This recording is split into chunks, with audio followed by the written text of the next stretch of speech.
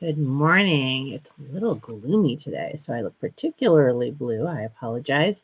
And normally you find me in PJs because I think it's really important to have authenticity in candidates and find people how you would actually see them at any given date and time. And I have to run errands this morning, so I'm already dressed in a very exciting hoodie for the day, which is, obviously I'm not doing professional errands, I'm doing personal errands. So this is our last breakfast with Tiffany, and I thought I would just cover some of the things that I have run into in the past few weeks. Probably the number one question I get, and I get this a lot, I get emailed a lot of people who sometimes are thoughtful, sometimes are snarky, are providing suggestions on the cards that I send out to tell me how I've gotten things wrong. If there is something on a card that you have received from me that is wrong, odds are your voter data or your voter registration needs to be updated. So I've gotten ones that say, oh my goodness, you sent something to my husband and not to me. And, I've had that one several times. I'm not interested in your husband, I promise you. But you may check your voter data file or your voter file because in all those instances, the husband and the wife had different addresses. So one of you has updated from a prior move and the other has not. So you might want to check through that. If you are getting something where you have an old name on there, if you are getting something with a former spouse, that former spouse may still be registered at your address. So do update voter registrations. That's something that's pretty important. If the address is wrong, if you're still in the same municipality, you can likely vote, but they will want to have your corrected address. So make sure you do that. Probably the topic that has come up the most lately is affordable housing. And I am recording this live, so you may see me pause. Not a lot of people have come in, probably because I didn't provide the link very far in advance this time. It's been a very slow morning. I have not yet had my tea. And part of that is one of the errands I'm running is to go get milk for my tea. There we ran out. So, but I am recording this live. So if you see me pause, if you have questions, you can enter them in the chat. Some mornings we have lots of questions. Some mornings we have no questions. I may mention that several times throughout.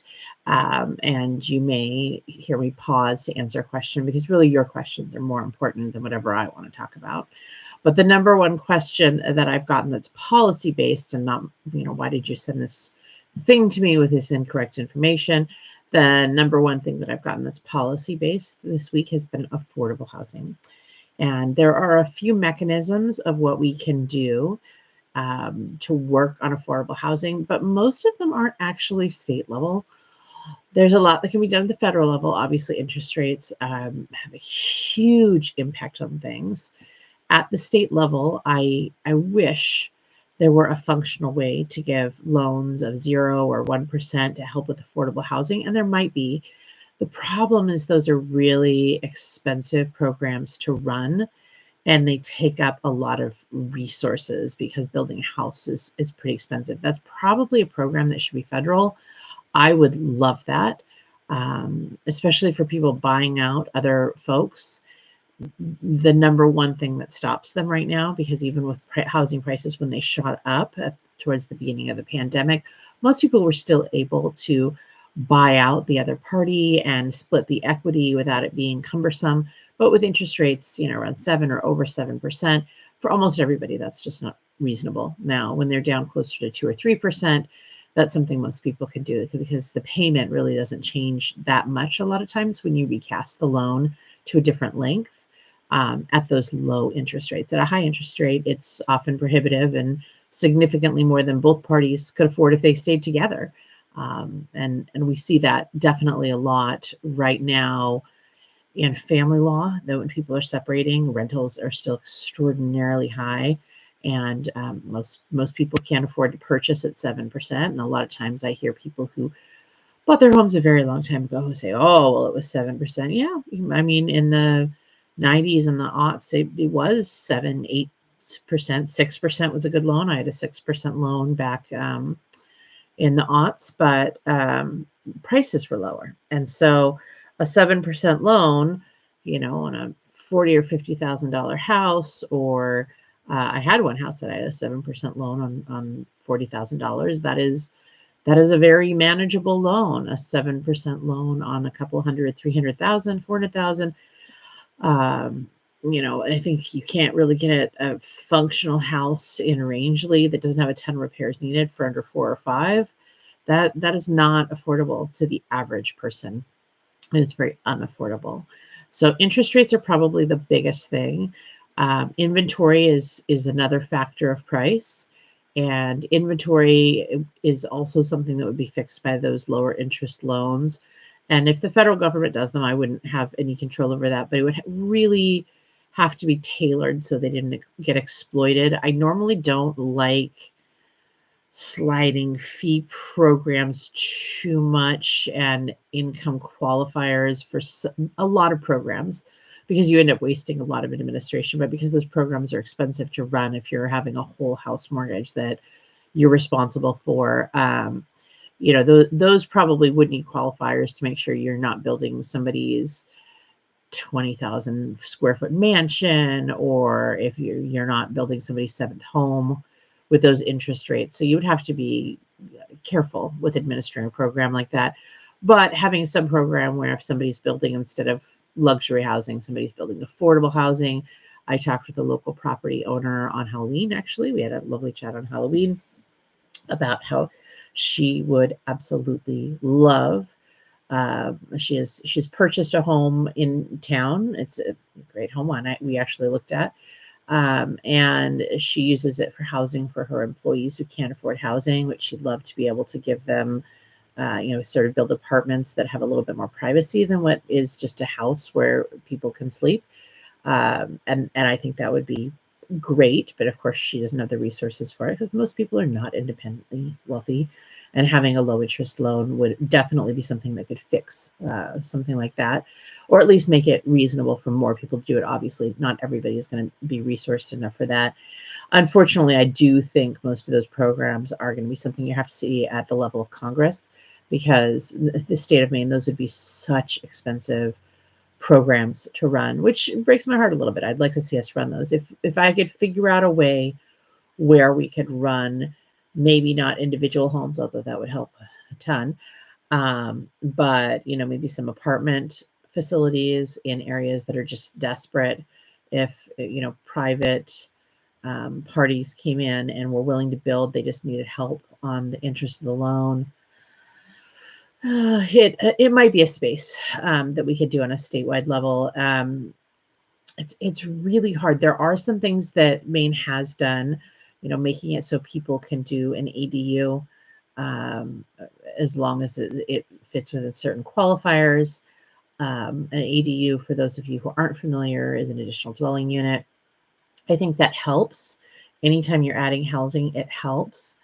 But the problem is, because it is difficult to administer and make sure those don't get snapped up into vacation rentals. Maine is, we are blessed with such a beautiful place to live, but the problem is everybody wants a vacation place here, and that makes it really hard to live here. Once you tip over the line, and this is not unique to Maine.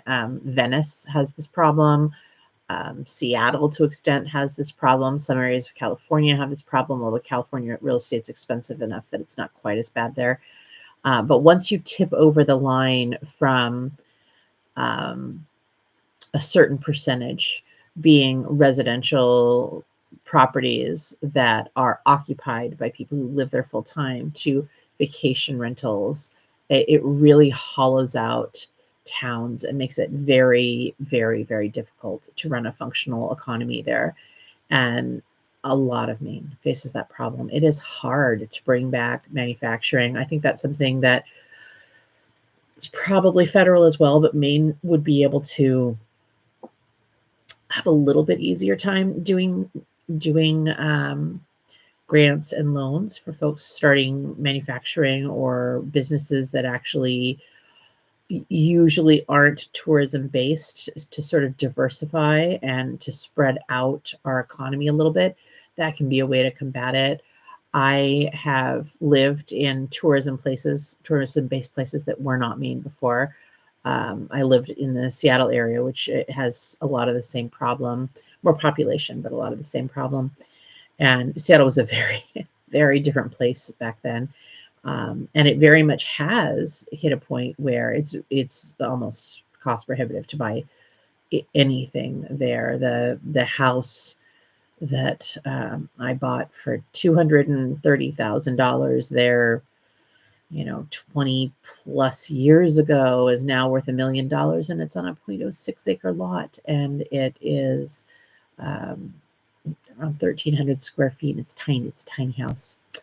And that's in an area that had the same problem, and it still has the same problem, but they've been working to diversify the business community and manufacturing and making sure that the only industry isn't tourism, because though tourism has some limitations on its surface, it's generally not a high paid industry, can overwhelm communities. It's also very fickle. It really ebbs and flows depending on what's going on with the economy. And if your entire economy is tourism, that makes it very hard to survive the lows, because if no one's in town, nobody makes any money. Nobody makes money if they're scooping ice cream. Nobody makes money if they're doing landscaping. I mean, nobody makes money. So it's a hard thing to have an entirely tourism based economy, and that's what Rangeley has. We don't even have a pharmacy in town. We don't have a particularly diversified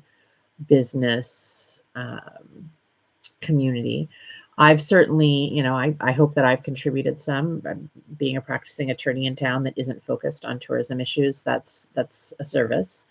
I would like to see us diversify further. And I know most of the district that I'm aiming to represent has the same problems. The district includes Newry, and it includes Kingfield and Carabasset Valley. It includes Jackman, which doesn't have skiing but has snowmobiling. There's a ton of wilderness tourism up here. There's a ton of folks who come in to hunt, snowmobile, ski, swim, get off grid. It is very, very tourism focused out here, and it's gotten very expensive. When we had been looking in Rangeley for houses in December of 2019, there were houses available for $100,000, and that's just not even in the realm of what is reasonable.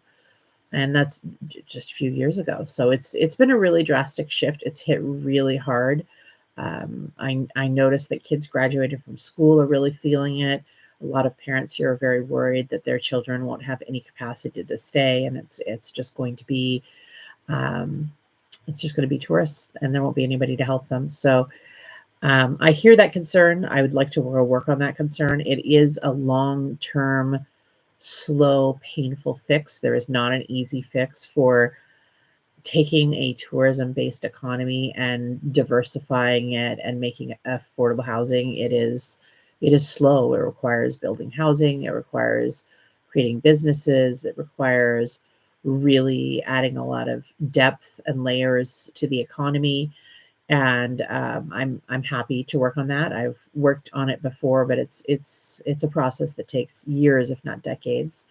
And I think that because it has become so painful, maybe there's some movement to be had in the state house. I think it was ignored when it was starting to escalate pretty sufficiently.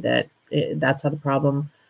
We ended up in this problem because it did happen quickly, but also I think folks just thought it would maybe go away, and these problems do not go away. They really suffer, and if you don't start working on them pretty quickly, the crash is hard. I mean, it doesn't necessarily make more housing when the tourism hits a lull.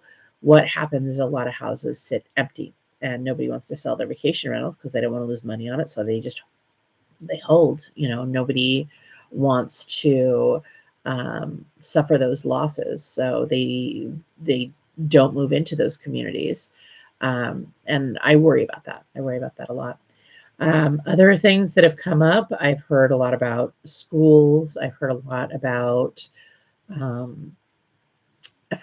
making sure there's opportunities for our younger Mainers. Our boys are 11 and 13, we are certainly worried about their future. And we've started those conversations that you have with teens and tweens of what are you going to be when you grow up? And they are sort of realizing that there are limitations in Maine as to what has a reasonable return on investment if you don't want to live with your parents till you're 40, presuming you can have that availability. So I think that we should also be working as part of the same conversation with the University of Maine and our community college systems. We are fortunate to have a really good community college system. We have several community colleges. They offer a lot of remote work, so you don't have to necessarily drive in for every class. And they have a lot of hands-on classes, which I really like. So I think that we should be working with UMaine in particular in developing some technologies that can both address housing and diversify our base. We have a lot of forestry and lumber industries here that I think would help diversify and help with cost of living. So um, I'm sort of excited to work on that. Last time I really talked a lot about the judiciary, and that's really, really important to me. But I'm also very concerned with our sustainability and making sure that we have a future that works for all of us, that we can age well in, that our children can grow up in, that the next generation is able to use. So we are coming to the end of the election season. It is today's Saturday, the election's Tuesday. Please go out and vote. If you have any questions, let me know. You can email. If you received one of my cards, you can call that number. You can text that number. Sometimes it's easier to get a hold of me by text just because I do get a lot of calls and I'm not always immediately available, but I can usually text back fairly quickly. Email is a great way to get a hold of me too, especially if you're looking for resources. Sometimes those are easier to grab on a computer than a phone. Feel free to reach out, and I look forward to voting along with you on Tuesday. I haven't had any questions today, and I have really got to go get my tea. So I'm going to go get my tea. I'm going to finish up campaign stuff, and I will see you at the ballot box.